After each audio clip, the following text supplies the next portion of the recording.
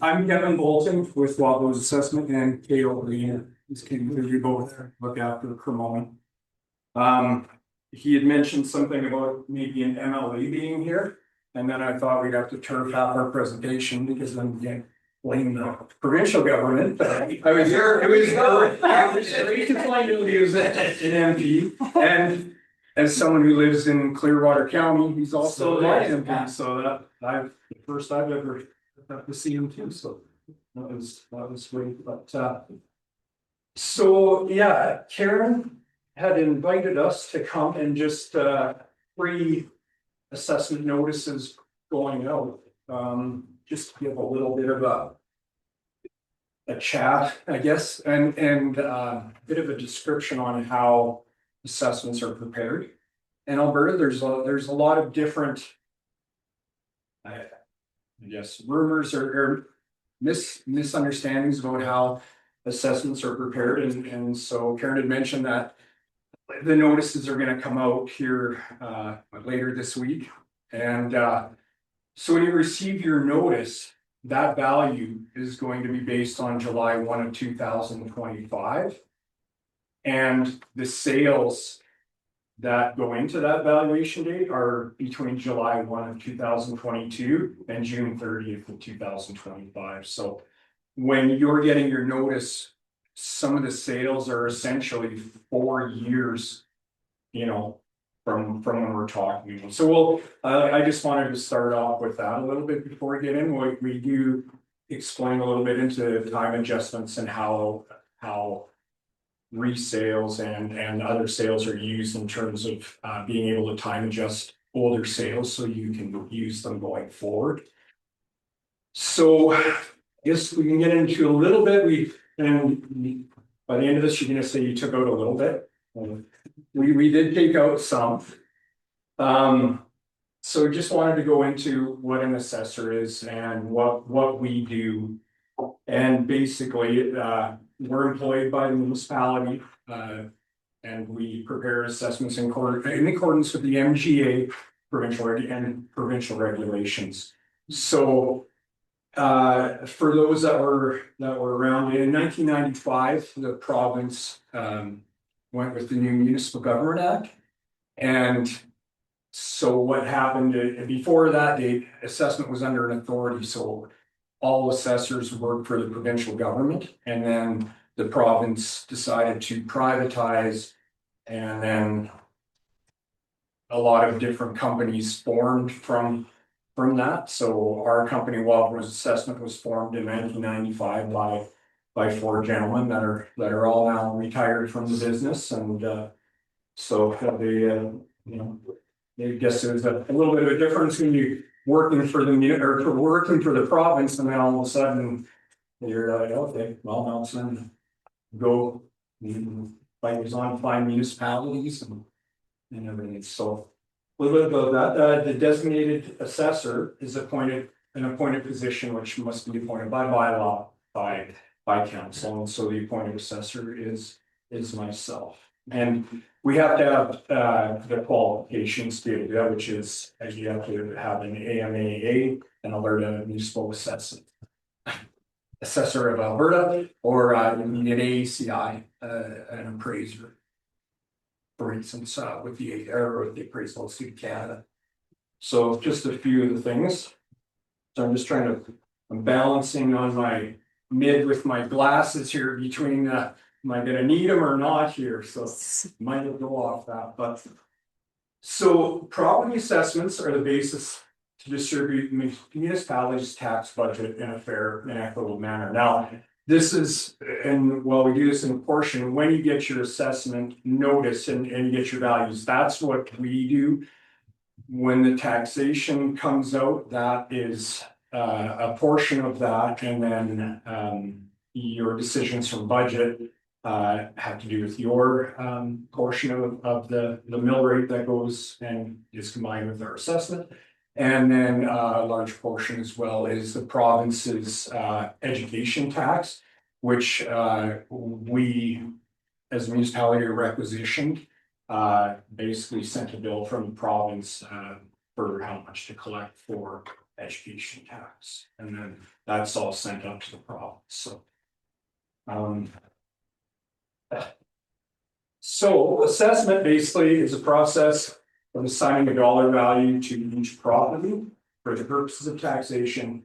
And based on the legislation, that's either market value or regulated value. Now, we took out a lot of the regulated values because that's more farmland, non-residential, like machinery and equipment, dehydrators, compressor facilities, some of that stuff can be fall under regulated. So we'll try to avoid some of that today because that's can get a little bit long. So market values basically defined as what a willing buyer is expected to realize, or a sale between a willing buyer and a willing seller. So basically what, say, if you were going to put your property on MLS and sell, what would you be expected to realize in a normal period of time in terms of a sale? Now, that would translate in previous days as 90 days was kind of the norm. Now, is it 30 days? Is it 3 days? Depending on how it's priced, it can be 468 days.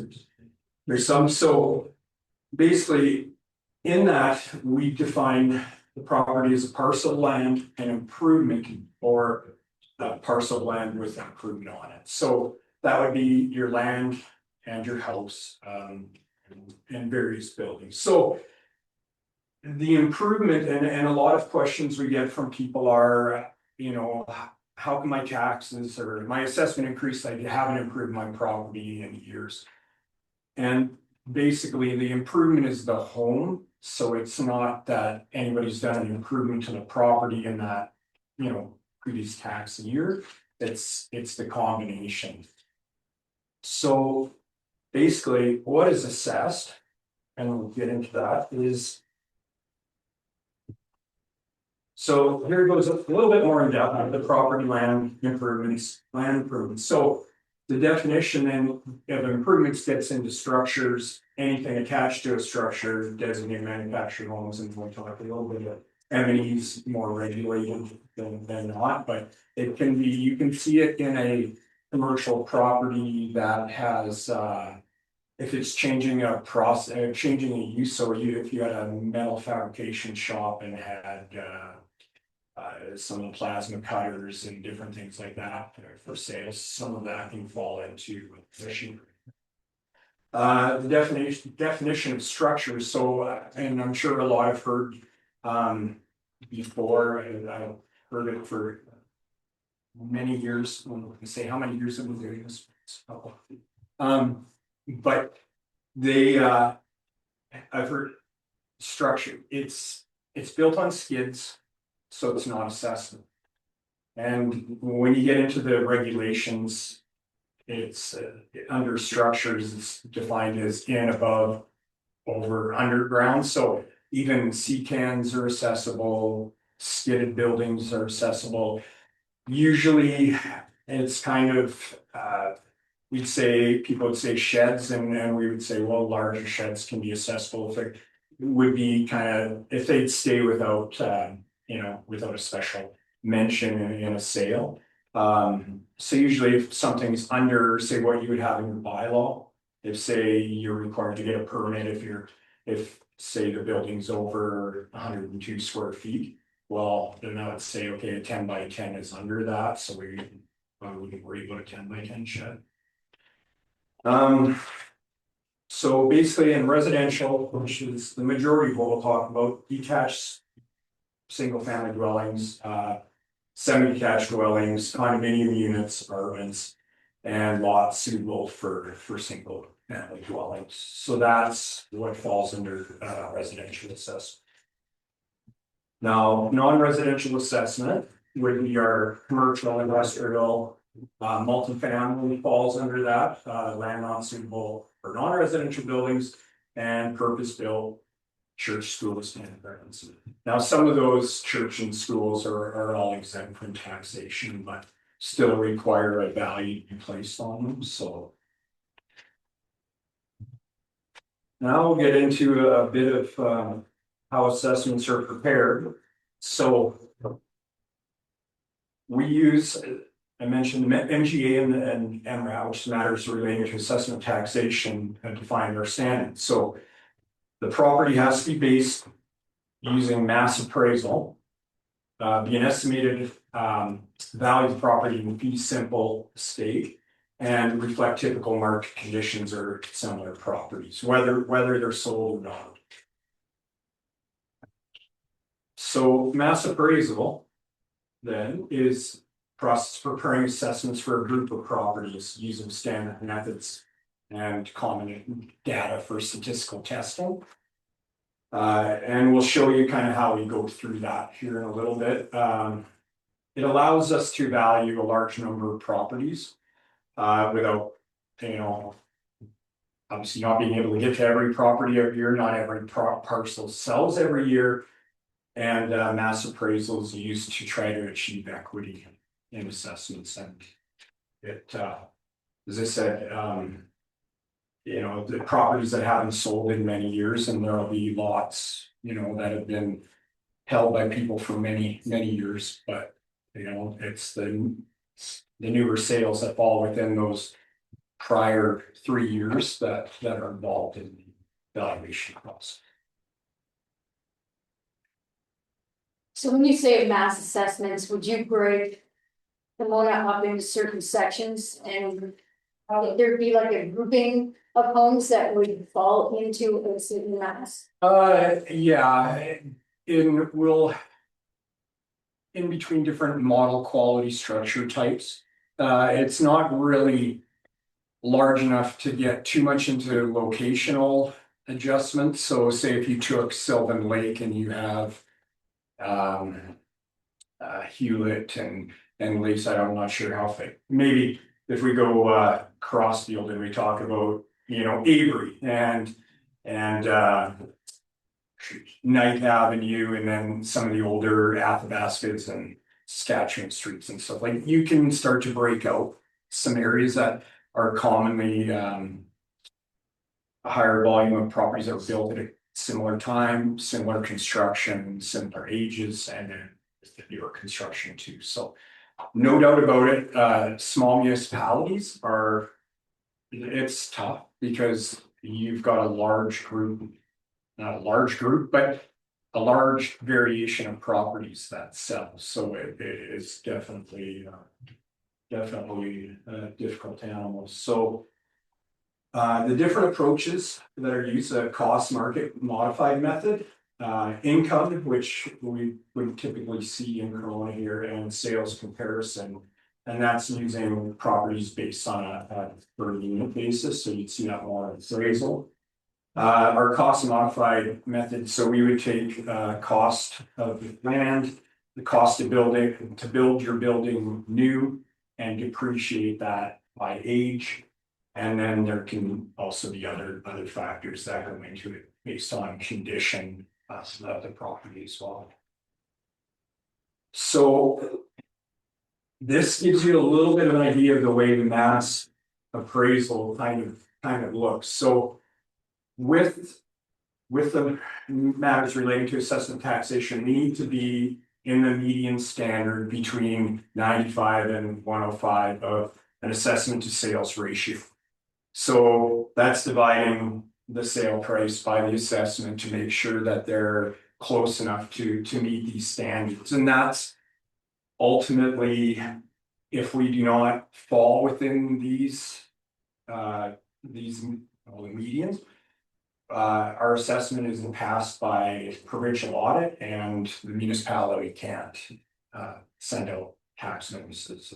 So we haven't seen that. That would be, that's where the tough decision, tough decisions are made in terms of valuations and increases. So if you look at, we've got 10 properties here, all with an assessment. Now that's not, of course, fictional, 460,000, and you've got 10 different sale prices, and they're all assessed the same.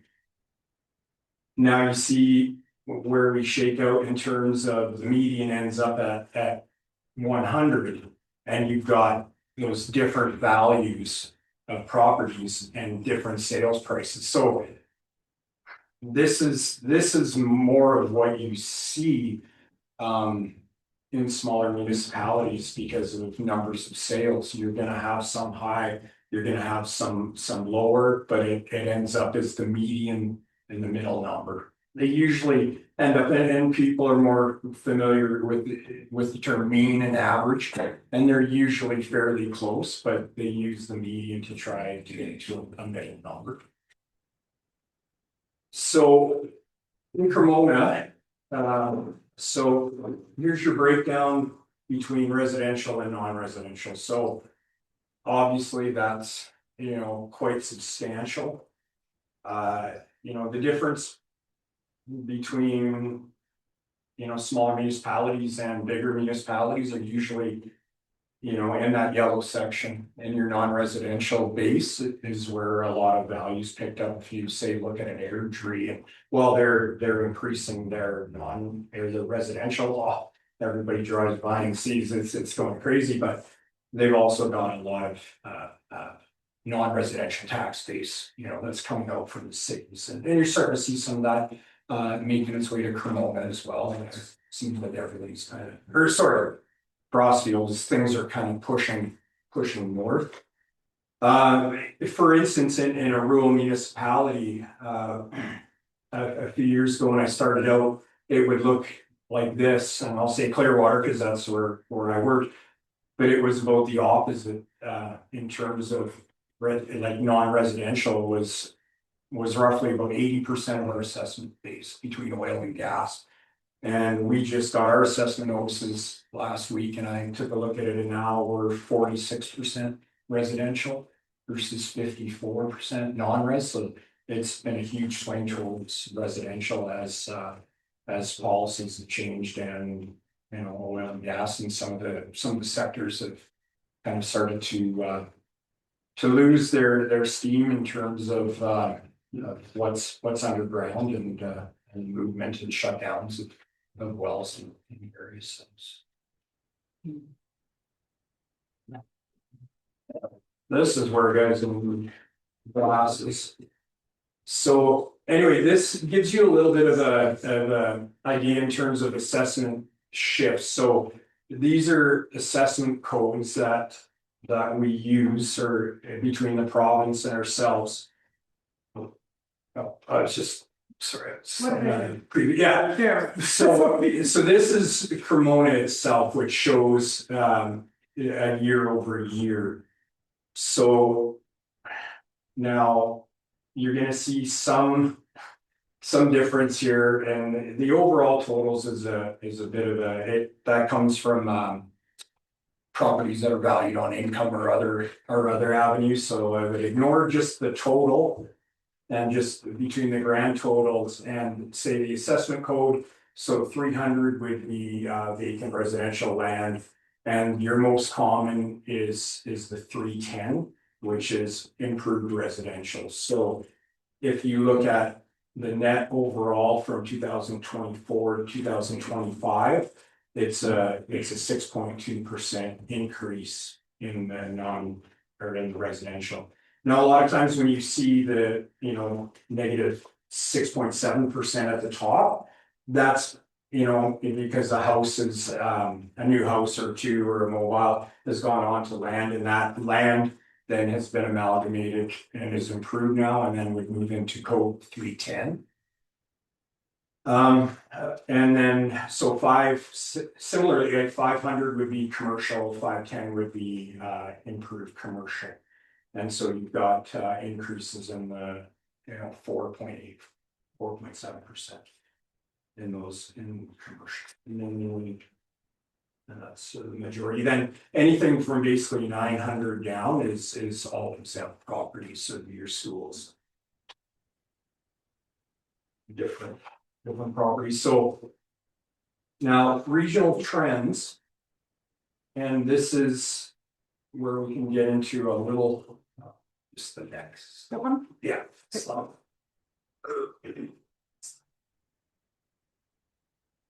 What? Yes, so we're we're fortunate enough, we do a lot of the municipalities in central Alberta, and so. What we've seen and. When you hear about markets and the shifts and people go, how can it change so much in 1 year? And some of it has to do with sales, and we're using 3 years of sales, so you maybe don't have enough 3 years ago. And maybe last year there was finally enough sales to indicate that something would change, and so that change would be a little bit higher than the norm. But so I think it would have been about 4 years ago. With Crossfield started to increase quite substantially, kind of in the 2001 to 2002. It wasn't huge, but then the next year it was Carstairs, and Carstairs went up enormously. And Crossfield in the next year went up a bit more, and it was maybe a little bit higher than Carstairs. But Carstairs got it all in 1 year just because of the way things added up. And I'm gonna say it's not particularly great when somebody goes to click on your website and you're at a point where you have the assessor's name and phone number is your pop-up for your municipality. This says Wild Rose, call Kevin Volkin. You know, things have changed. It wasn't great. There was a lot of phone calls.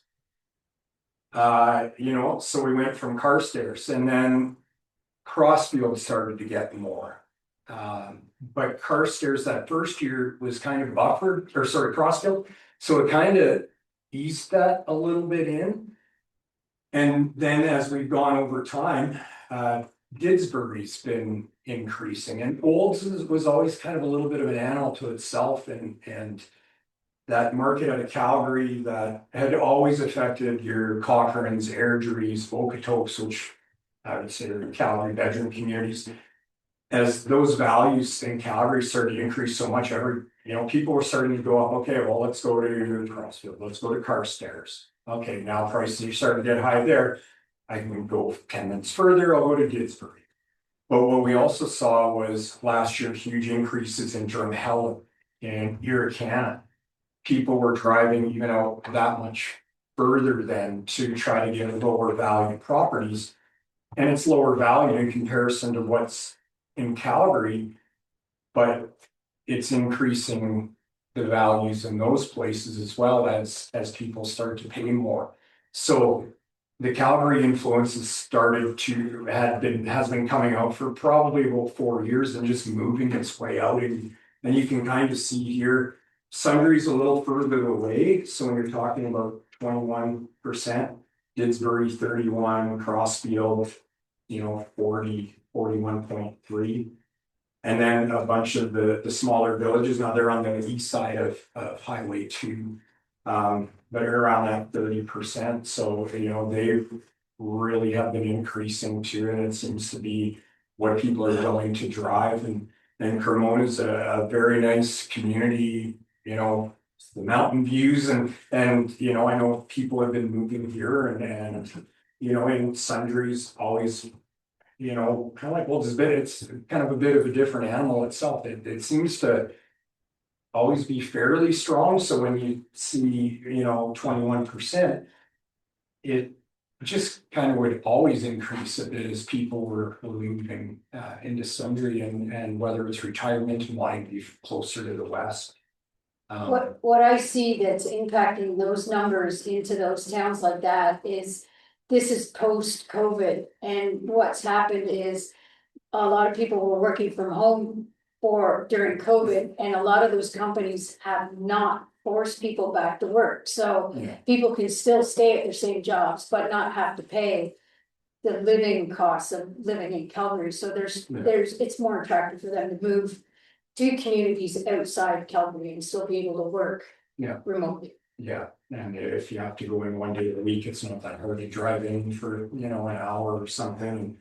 So ultimately, those trends are what's moved out and what's affected everybody. And I'm sure people remember the 07, 08 kind of real estate dives and then increases coming back from that. And the province at one time had a bit of a seniors benefit, and more what it was in Calgary was seeing huge increases in inner city or Kensingtons and stuff. What it was doing was creating such huge tax shifts in the market value of the lands that, and a lot of seniors lived in those homes. So what would happen is they created based on the increase of your assessment, you're able to get a rebate and things like they had some programs over a while.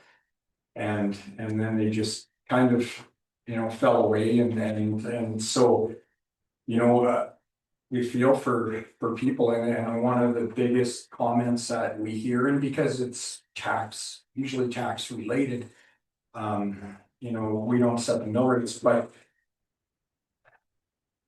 it affects everybody, the increases in value in it, and it's a reflection of everything.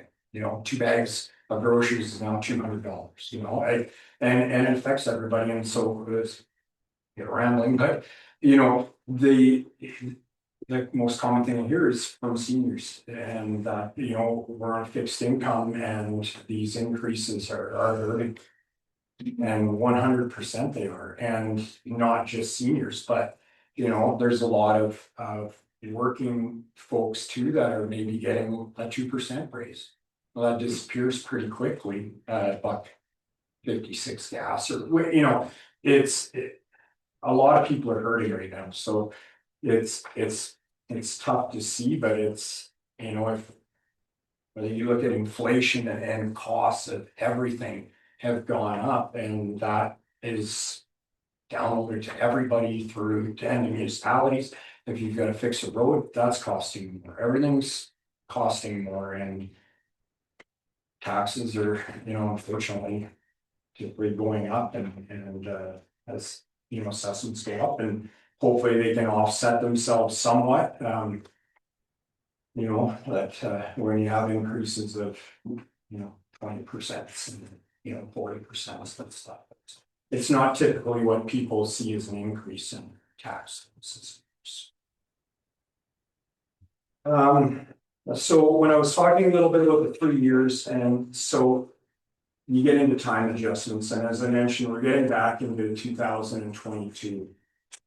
And so in this bar graph here, but basically, and then you've got your lines, you can kind of see a bit of a trend, but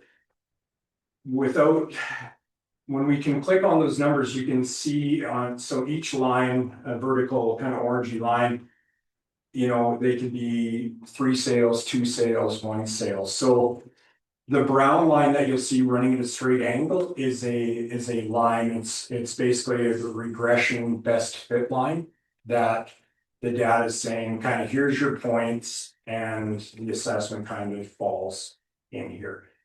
Whereas we'll look at numbers of sales, and now these are reviewed by our provincial auditors as a second set of eyes to make sure, because they want to make sure that you're not keeping your time adjustments too low, as that would lower all of the assessments and then affect everything else, down the road. So as you'll see a little bit that summer, when usually everybody's buying of both their 24, there it was pretty quiet summer. So everybody was out enjoying and not selling anything.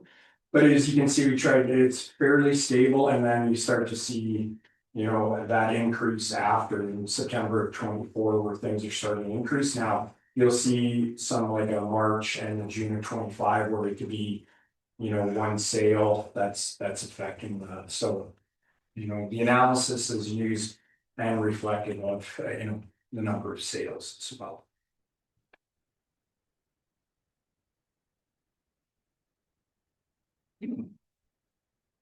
And so now we start to get into a little bit of analysis that we do kind of behind the scenes, which is getting into your mass appraisal. So now this is sorted by a sale count. So as you can tell, this is the 3 years of sales that went into the assessments for this year.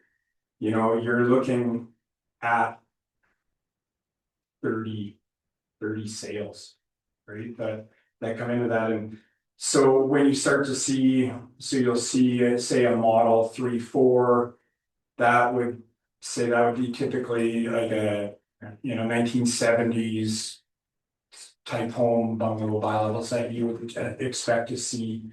A 4-4, would be, or your 90s, 2000s, maybe your, kind of front to back splits and things. So you get your different classes of homes and when they're analyzed, but when you get into the sales, and what goes even deeper goes into bungalows, bi-levels, split levels, 2 stories, slab on grade. So you get a bit of different types of structures.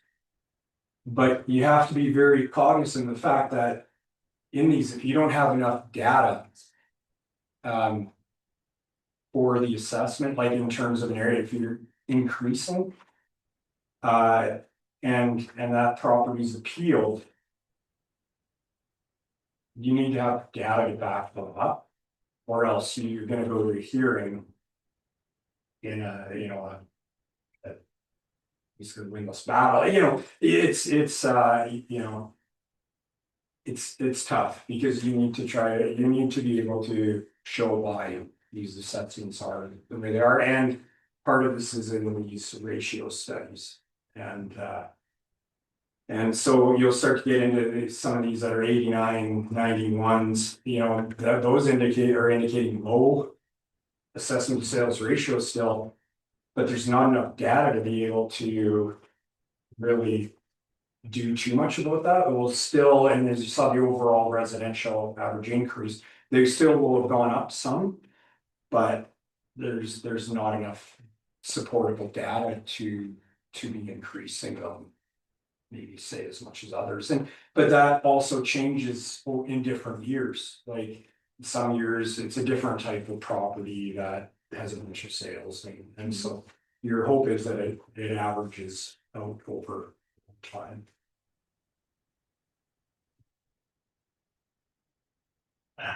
So now this is, and we get into these median percentages. So this is actually just 1 year. And so 1 year of sales and of usable sales, like we don't include foreclosures, we don't include duress sales or family transactions. But these, there was only 10. But what you can see is that median percentage is 98.3, which is on, the favorable side, I guess, of the 95 to 105. You get into a bunch of different statistical, analysis and things, coefficient of dispersion, price related differentials are basically, if you're at like 100, says that your higher value properties and your lower value properties are being assessed similarly.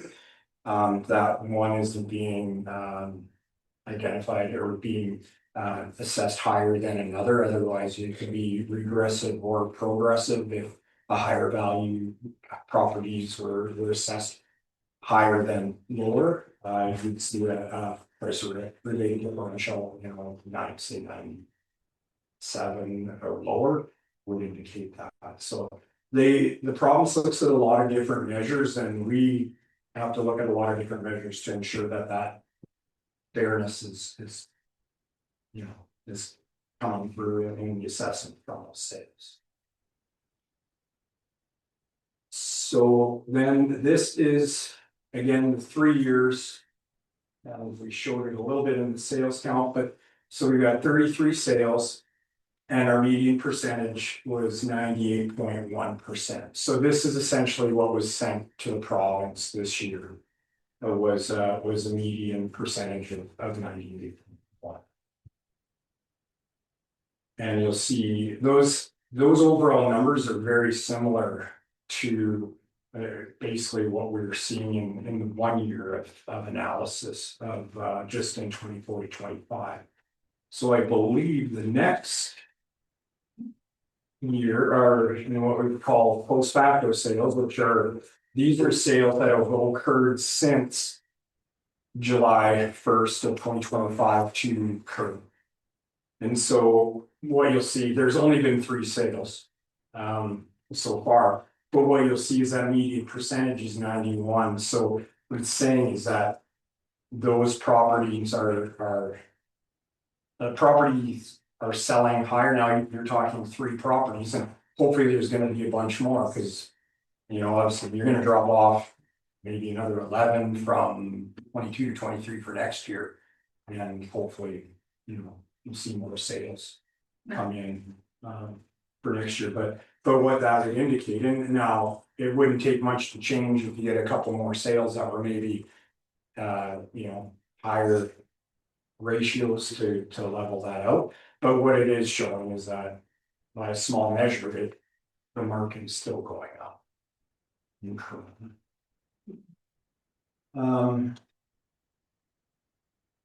So I can maybe get Kale's been looking a little bit on this, more the transactions, these are some of the highlighted transactions for this past year.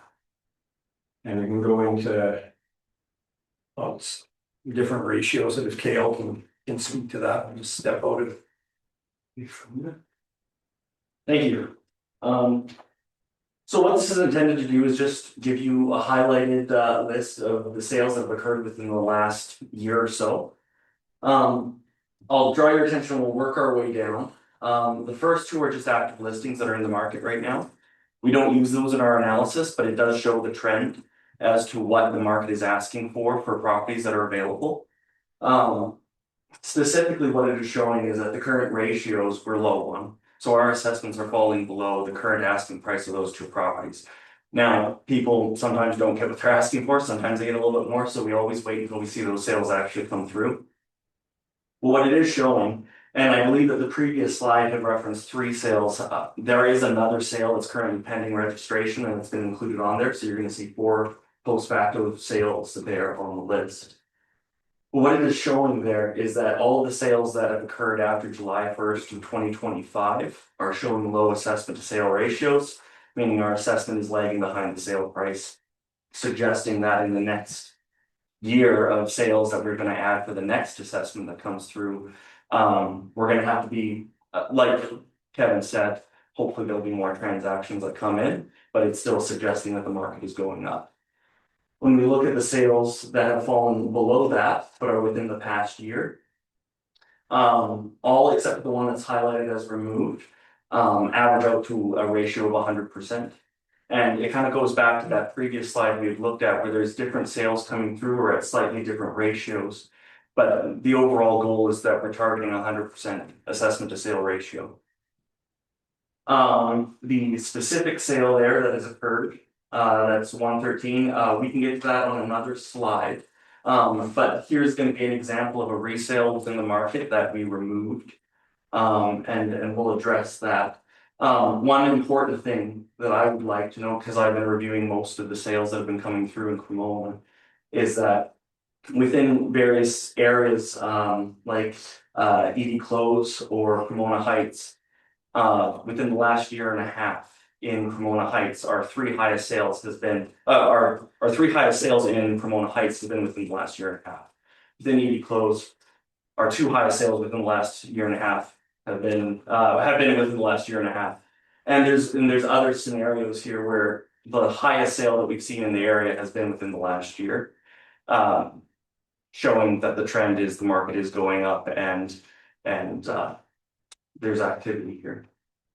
We can go on to the next slide and we can address 113. So this is an example of a resale that we have in the market. And so it's a fairly typical home. It's not quite a 2-story. It's the second floor doesn't match the footprint, so it's called it's a 1.5 stories. But it was built in 1990, square footage is approximately 1,285 square feet. It initially sold March 30th of 2024. It spent 23 days on the market. It was listed for $239,900 and it sold for $245,000. At the time this property sold last year, our assessment to sale ratio on this property was 100%. So our assessment perfectly matched what it sold for. In a span of 9 months, it resold on the market. It spent 10 days on actively listed. And it sold for $365, which is nearly a 50% increase on the property. Now, I will note that when these sales occur, we do go out there, we try to get in contact with the purchaser to see if there's anything that would have influenced that sale price, because that's a fairly significant jump. We also review the property on MLS and we can see changes that have occurred. There were renovations on this property, but being a 1990 home, those renovations were not to the extent that would, in our minds, would have justified that significant of an increase. And a component of this is, and why it was removed from the sales analysis, is because of the limited number of sales that we had in the market. Including this sale, this most recent sale at 365 would have pushed us into a fail for the audit. We would have been below that 95% threshold for our assessment to sale ratio. So it was viewed as an outlier sale, and it was kicked from the analysis because it would have required us to push the assessments up too high. So this is, again, as just an example of, it wasn't an illegitimate transaction, but for the purposes of maintaining stability within the assessment base, this is a sale that was removed from the list. And another reason being because 9 months before, we had had a perfectly legitimate sale on the property, and it was in line with what we were tracking for the market.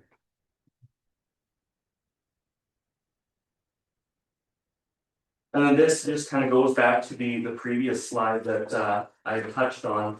This just shows approximately 14 years of market transactions within a selected neighborhood within Cremona Heights. So obviously there's going to be houses that were a little bit older than 2003. They're going to be a little bit newer than 2003, but the median age for houses built in Cremona Heights is 2003. The median square footage for the houses in Cremona Heights is 1,245 square feet. And this is showing the trend. And actually, there's a period of approximately 10 years where nothing really happens in the area, and sales are relatively stable at around 315. And within the last about year and a half, we've seen our 3 highest sales, with the highest sale not falling within this assessment cycle, but it's coming in the next assessment cycle. It will be added onto the list as part of the analysis that we have to balance as we're looking at it. And so this just shows the trend in one selected neighborhood of Cremona and the rising sale prices that we're seeing in the area.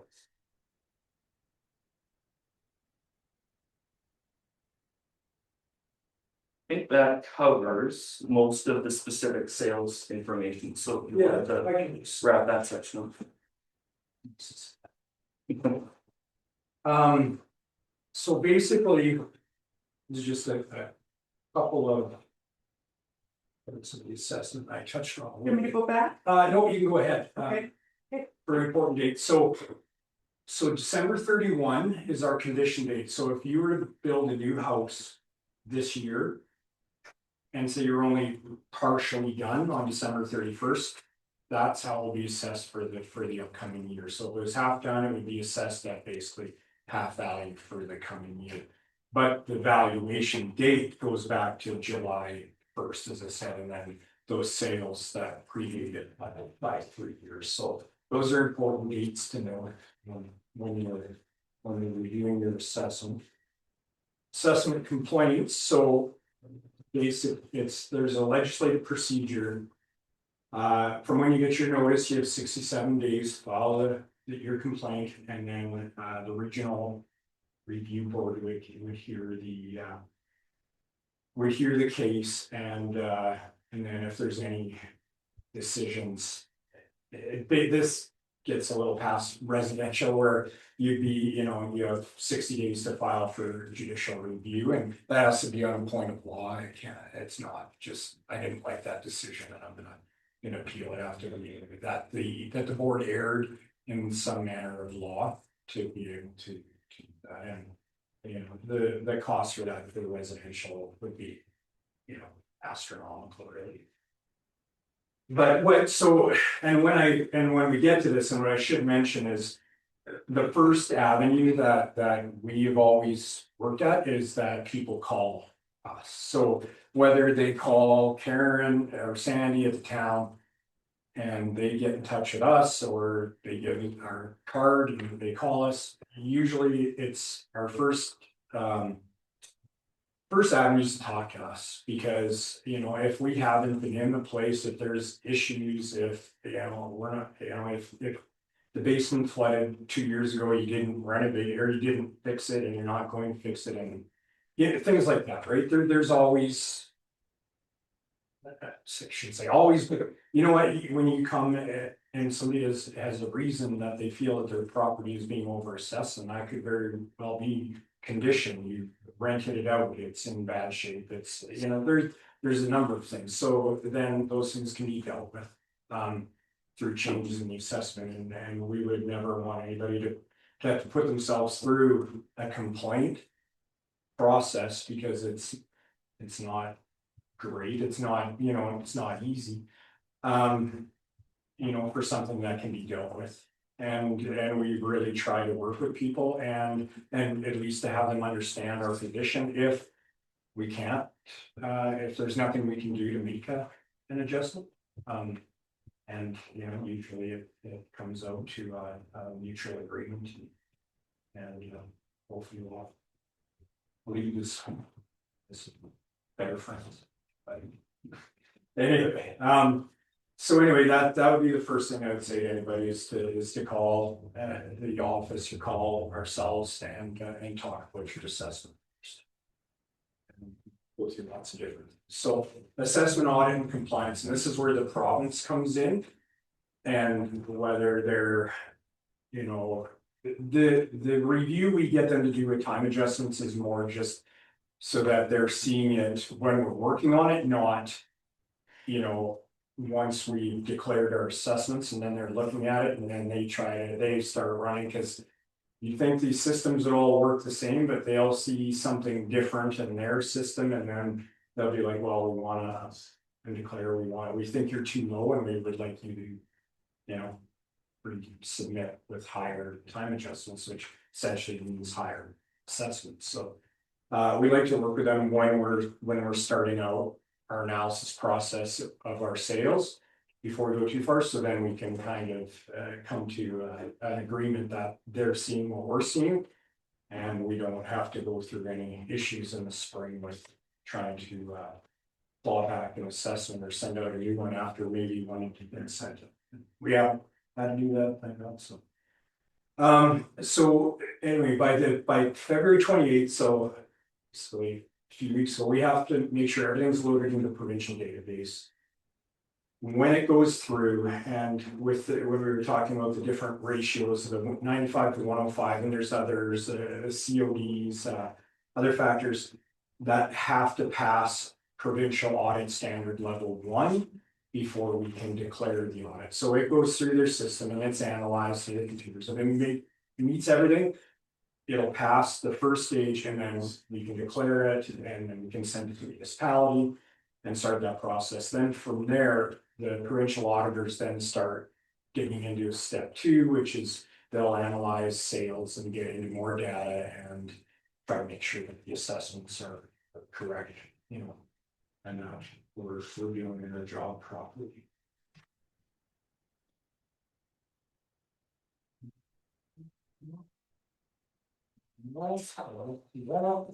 So yeah, so this would show you what we get with stage 1. So when it comes, let's say, so your residential assessment level is 0.979. And your overall non-residential level is 1.006, which is based on, I think, one transaction, and it's, you know, it's 1/100 or 6/100th of a percentage rate, so it's essentially. But this is what we get from them, then it says you can declare your assessment, so we try, and we usually try for 98, 99% in the range, because to me, if you're at 1, half is higher, half's lower, but it's mass appraisal, so it falls within those standards, but I feel like I should go to that delivery payers. And yeah, so this gets more into the residential, so it shows you a little bit more of what they do now. these that or value quartile strata are, and we don't have the numbers on here, but they're changing. So next year they'll say, well, based on last year, here's your new value strata, and all of a sudden things go kind of weird. You know, with some avenues, so, you know, we had 32 sales used out of a total 197 single family shelters in that 3-year process. And I believe. So like I said, here's your one non-residential sale. That was very close to one, and that was. In a smaller use now, the industrial and commercial are tied together, and in a lot of places that are bigger, it's they're separate assessment codes that assess the value then together. And then that basically is it. Was I don't know. That's probably the shortest we've had. We cut it out, and I'll say you guys have been very good, and I'm very much a. When people ask questions, it's very usually informal. Usually we do this more just to councils. We add a little bit more. We do assessment 101s for councils during the orientations or if something's changing, you know. So that's the vast majority of what in here. So we took out some of the stuff. So. This is probably the first time we've done it with as many people are here, except for the unfortunate time when the people from the Pickleball Association in Sundre had to go after us and they wouldn't move me ahead, like the library, and there was some groaning, and I guess rightfully so. Anyway, so basically, I guess if anybody has any questions, and I would say like in terms of general, like obviously we don't have the role with us and we can't do our comparable analysis and stuff here, so it's hard to get into exact specific questions, but I'm more than happy to answer questions from anybody, and I do thank all the people that do just leave here for the board and the library. You know, it's you know what, it's a big deal to myself, and little Kevin would have dreaded being in front of this many people having to talk. But you know what I found in doing this is that the best way is to work with people and to show people how we do things and to be transparent, and the more people that know, the more people that we talk to, the less problems we have in the future, because you know people talk, and you know it's no coincidence Monday is usually busier on the phones, you know, after people talk on the weekend. But you know, if you've gone to somebody's house and talked to them and you've been there and you've been able to help them if there's an issue or couldn't but explained it, and they'll say, oh, no, he wasn't that bad of a guy, or the film was not that horrible. You know what, it does go a long way, so I appreciate being asked to come and to address you. Should we open up? Does anybody have any questions for Kevin? I do. So, I'm curious, like, is the value of the house, the assessment value of your house, does that reflect how much that people actually pay for policing and education? Like, is the value of your house a percentage of the other? Not, well. I guess it sort of would be, but in terms of a bigger scale, like, because you're paying that price to live in Cremona. You know, I haven't seen it, because a lot of smaller places maybe say pay a little bit higher tax than bigger places, or they have more assessment base. It's just a fact of life. But they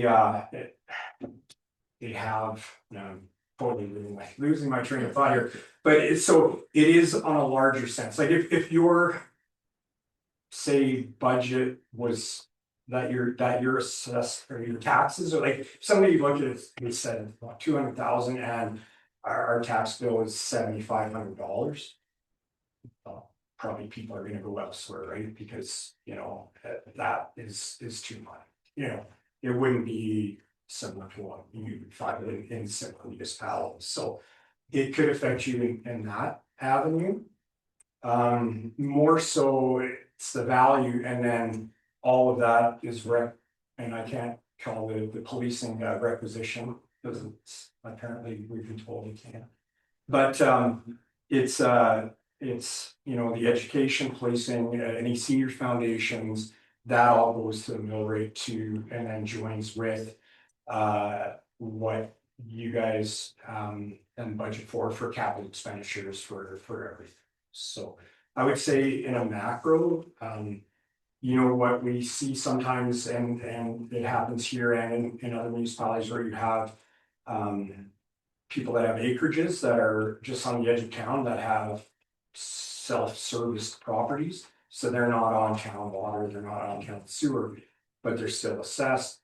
But as those properties are selling, they're showing what their market value is, right? So that having a well and a septic, and people are concerned about that, but maybe not so much, because we just expect that we're gonna have water, power, and septic, so those differences aren't that much. So I hope that kind of answered your question. Directly, indirectly. And the houses that sell, that's obviously pretty easy, the money's, the market value's right there, what it's sold for, but for the other ones that haven't sold, do you base it on like a square footage on an average of what the other ones sold, kind of thing, or like how big it is, or? Well, it is, all that comes in, size, age, garage size, age, And you just kind of drive around, developed that's guess. basement. Well, no, it goes into the statistical modeling, so you would look at that and say, on average, this type of home sold for this much, and say it's 90%, and they all have to go up 8% or kind of roughly to just use round figures, but so everything in that same quality and type of house would then go up that same amount. And if people had any questions about, say they live next to a very messy place, and think that deteriorates the property value or anything like that, you would suggest they give you a call first before paying the $50 to contest it or something? Well, yeah, and I'll go a little step forward and say, because I've done this for a bit, and I've done this with actual, and because we do rural, and that's my background is in rural and rural assessment, so. I've done analysis with hog barns, and I've done it with messy people and different things, and typically there really hasn't been much proof that we can find, because you want to be able to find comparable evidence that you can say that this affects, but sometimes you can legitimately say, all right, I look out my kitchen window, I see X, whereas everybody else sees trees and whatever, so, there's always avenues, but 100%. Before anybody would ever come and pay their $50, and some people don't know, so they'll come in and pay, and some people think they have to just pay us $50 to show up.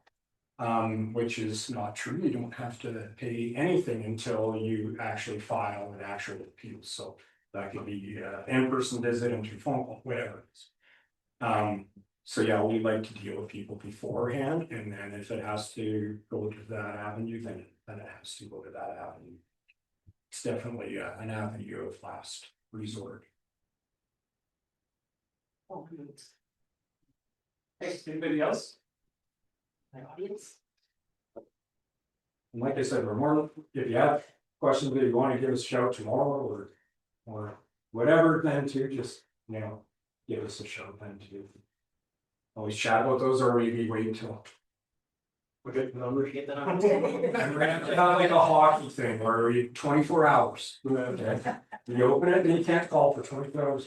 Digest it for a little, digest it for a little. That sounds true. Thank you very much. Thank you. Thank you. Well, thank you very much for having us. Thank you. Yeah.